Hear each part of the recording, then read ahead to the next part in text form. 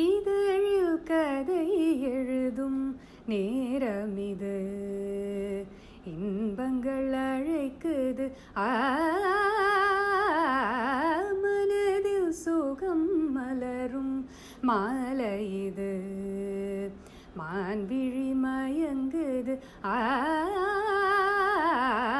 மனதில் சுகம் மலரும் மாலை இது. Hello and welcome to the third video in the lesser known Gruhabhedams series, third and probably the last but one. The song that I just sang is of course the very well known super duper hit from the one and only Ilaiyaraaja. It's pretty well known that this song is set in Raga Lalitha, and I think it was very intentional on the part of the filmmakers, Ilaiyaraaja himself. Because the female lead character's name in the film is Lalitha Kamalam, and this features a love song. It's a duet between the hero and the heroine, so a lot of indications that it was intended to be Lalitha as well. In this video I'm going to talk about how I initially did not hear this as Lalitha, and why even now I think that although it is legitimately in Lalitha, it can also equally legitimately be in another raga. When the very first time I heard this song, I did not hear it as Lalitha, and these were the notes that I associated with the first few lines of the song. இதழில் கதை எழுதும் பாமக சக சனிச சானித பப பத நிசக சனிச நிசகம பத பம பமக சனிசகம பமக சக சனிச சானித பப. So the aronam avronam of the scale would be sagama pa nisa sanida pamagasa. So that would be Shubhapantuvarali minus the Rishabham. And apparently there's a name to this scale, and it's called Maladharini. I did not know the name. I had to Google it.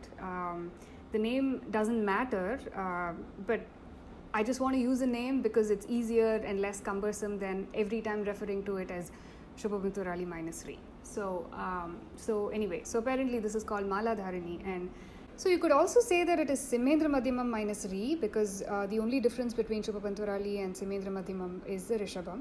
So, but then just going by the mood and the feel of the song, I feel it's more aligned with Shubhapantuvarali than Simendra Madhyamam. That's how I've always, well, not always I should say, initially heard the song, right? And now of course it's been 15 or 20 years or so since I've been acquainted with the song, and over time I've sort of trained myself to hear it equally in Lalitha and Maladharini. So in Lalitha the notes would be Sanida Mada Magama Magari Sasa Sari Gamada Magama Gamadani Sari Sani Sani da Magamadani Sani da Mada Magama Magari Sasa. So I think in not hearing the song as Lalitha, I would be in the minority, and I'm probably the only one. It's so well known that it's in Lalitha. And unlike the songs and the ragas used in the previous two videos in this series, in this case, I think the perception of raga is irreducibly subjective. What I mean is, in the case of Natakurunji, I had this whole theory about, the prayogams and gamakams missing, and so how it's really not acceptable to call, to say that Kannamuchi is in Natakurunji. And before that with Rageshri, it was not so much about the pakkads or the prayogams, but at least I was confident that more people shared my view. In this case, Lalitha is a pretty scalar ragam, so it's not that the song lacks any, prayogams or, characteristic phrases. And I'm also, I think it's also the case that I'm probably the only one or in the minority who does not perceive the song in Lalitha. At least so far, among the people that I've interacted with, I can't remember anyone sharing this view. But of course, after this video, if I come to know that more of you share my view, I'm only going to be happy.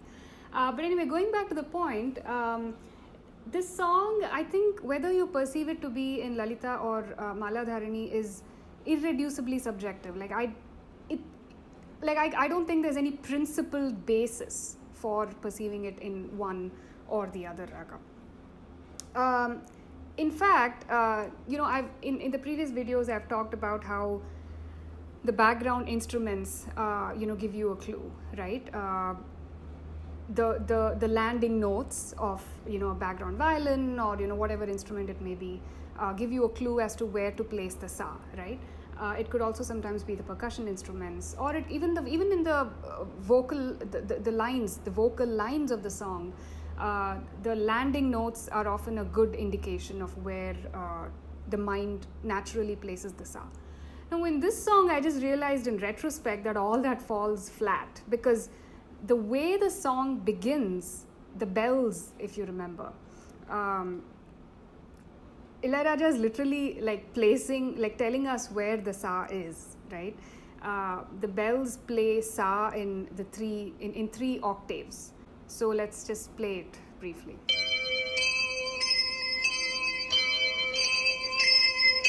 That's literally sa, sa, and then the higher sa, sa, sa. So, I mean, it's being established right at the beginning where the shadjam is, right? So why would I perceive that note as something other than sa?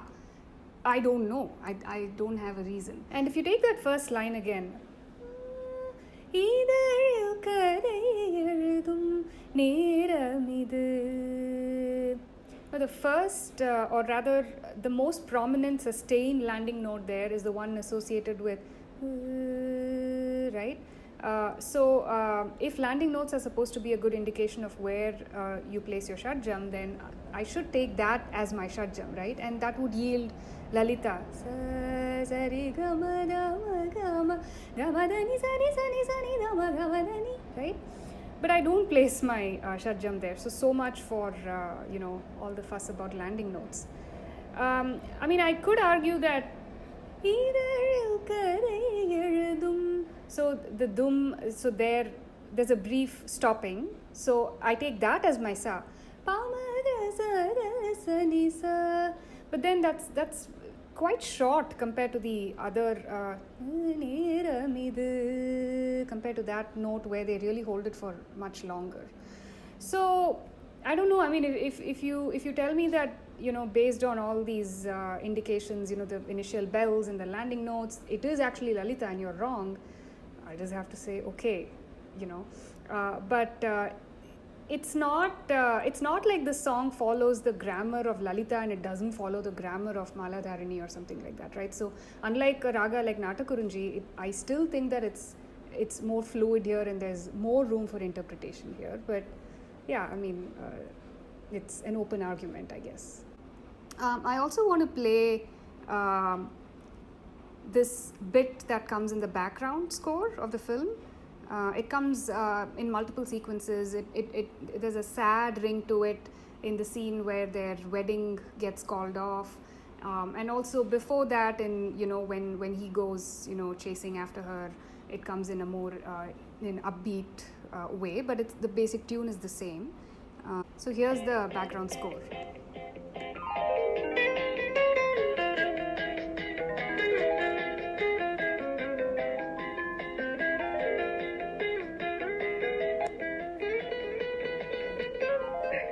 So the way I naturally hear the notes are pa da pa ga sa ni ga ni sa ga sa ni da pa ni sa sa ga ni sa ga ga ni sa ga ma ma ma ma ma ma pa, right?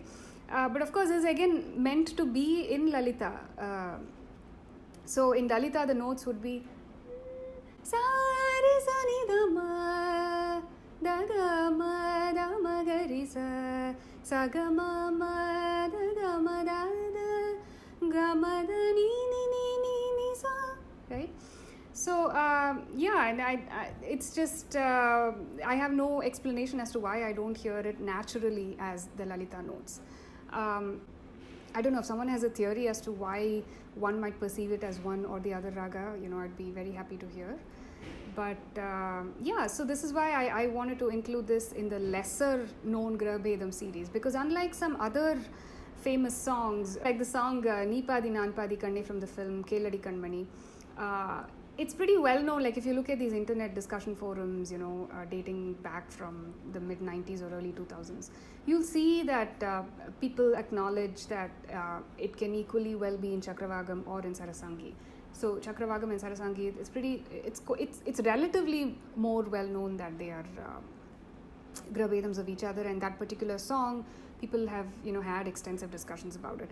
Another example is Andimazhai Purigirathu. So there again, there's a lot of discussion about whether it's in Vasanta or something in the Pantuvarali family, and somebody had said in this website called Rajangam, back in the day, that the name of that Pantuvarali Janyam Ragam, that is a Gruhabhedam of Vasanta, is Ramani. So again, there's been a discussion, relatively more discussion about whether that song is set in Vasanta or Ramani.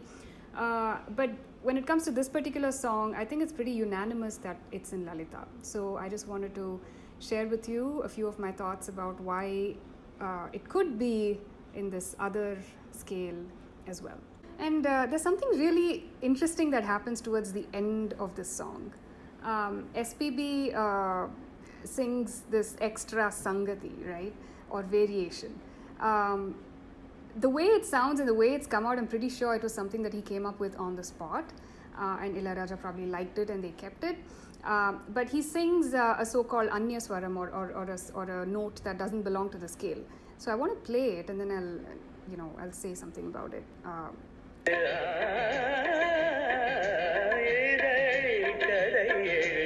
So note that.